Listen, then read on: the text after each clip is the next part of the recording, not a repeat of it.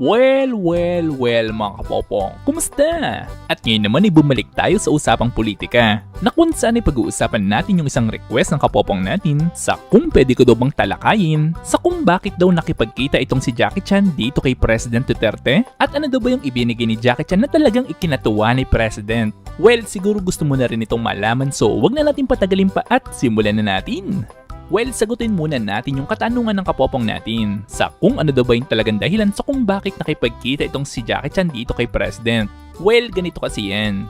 Kasama itong si Senator Bongo ay nagpunta itong si President Duterte para sa 4 na araw na pagbisita niya sa China. Na actually, ang main purpose talaga ni President kung bakit siya nandito upang magkaroon ng meeting sa President ng China. At ito din ay upang talakayin yung mga issue tungkol sa pinag-aagawang lugar sa South China Sea. Well, subalit sa hindi inaasahang pagkakataon, ay nabalitaan pala ni Jackie Chan na nasa bansa pala nila itong si President Duterte. And well, siguro mapapatanong ka rin sa kung ano ba talaga yung dahilan ni Jackie Chan sa kung bakit gusto niyang makita itong si President Duterte. Well, medyo sineswerte tayo mga kapopong dahil nakita natin yung mga dahilan dyan. Na ang una na nga dito dahil sa pagiging ambassador ni Jackie Chan ng UNICEF. Well, since isa nga siya sa mga ambassadors ng UNICEF, ang isa sa mga trabaho ni Jackie Chan ay tumulong sa mga bansang nagkakaroon ng hindi pagkakaunawaan. Well, alam kasi ni Jackie Chan mga kapopong yung hindi magandang pangyayari between Philippines and China tungkol doon sa pag-aangkin ng mga lugar sa South China Sea. Kaya't itong si Jackie Chan ay tumutulong na rin upang hindi na talaga humantong sa matinding away ang dalawang bansa. Well, dahil nga dito pumunta na agad itong si Jackie Chan sa hotel na tinutuluyan ni President Duterte.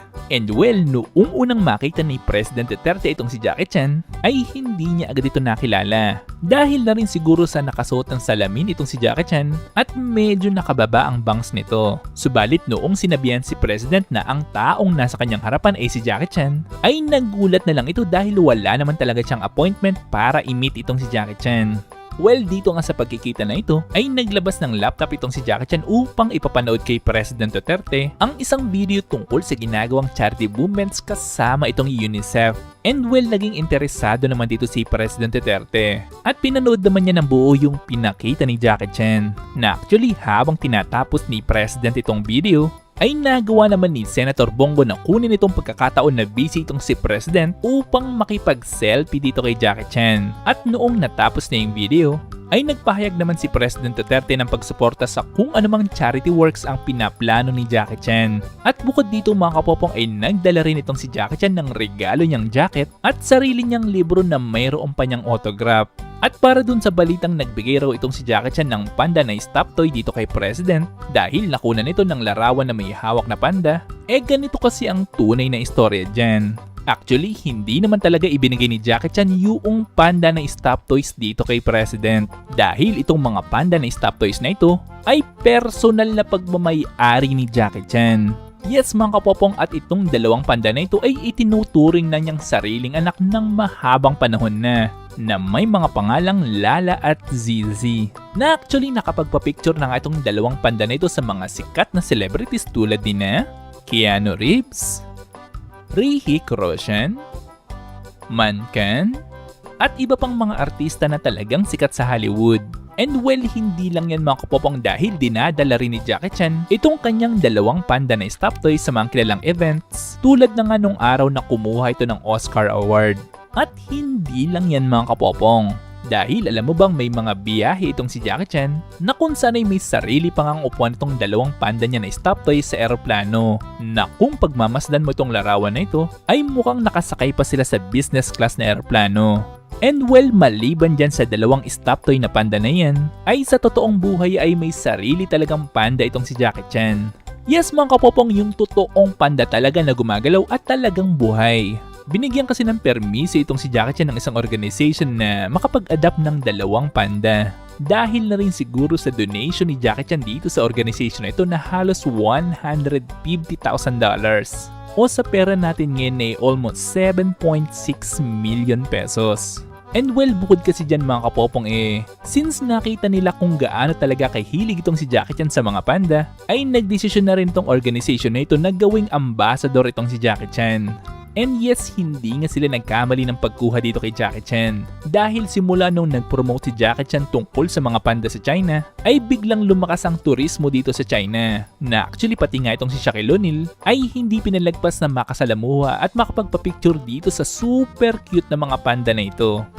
Well, talagang matutuwa ka dito kay Jackie Chan dahil kahit alam niyang may hindi pagkakaunawaan ang Pilipinas at ang bansang China, ay hindi ito naging dahilan upang magalit din siya sa ating bansa. Na instead siya pa nga mismo yung gumawa ng paraan upang magkasundo yung ating bansa at ang kanyang bansang China. And well, sa mga hindi nakakaalam sobrang mahal rin kasi ni Jackie Chan itong ating bansa na actually ilang beses na nga siyang dumalaw dito sa Pilipinas. At bukod kasi dyan mga kapopong nakapag-shooting na rin kasi ng pelikula dito sa Pilipinas itong si Jackie Chan na ang isa na nga sa mga scenes dito ay yung nagpunta siya sa Kalinawan Cave doon sa Tanay Rizal upang dito gawin yung isang bahagi ng kanyang pelikulang may title na Armor of God 2. At kung gusto mong malaman ng mas detalye yung pagpunta niya sa Tanay Rizal ay nagawan ko na rin to ng video na ang dapat mo lang gawin i-click yung link na inilagay ko sa description ng video ito. Well, kayo mga kapopong, ano ang masasabi nyo dito kay Jackie Chan? At ano pala yung hindi mo malilimutan? At yung pinakang favorite movie mo ni Jackie Chan? Well, i-comment mo lang yun sa baba at ito'y aking babasahin at pupusuan. At kung may nalaman ka sa video ito'y mag-subscribe ka naman. At nandito ng inyong sobrang daming shoutouts. At kayo rin mga kapopong, kung gusto nyo magpa-shoutout o mag-request ng video ay comment lang yan sa baba. Ang unang 250 na mga kapopong natin na nag-comment sa video ito na nagpapa-shoutout para sa next video ay ang makakasama sa shoutout sa next video. Kaya kung ako sa inyo mag-comment na kayo sa baba. At muli itong yung Teacher Popong na nagsasabing, Te amo!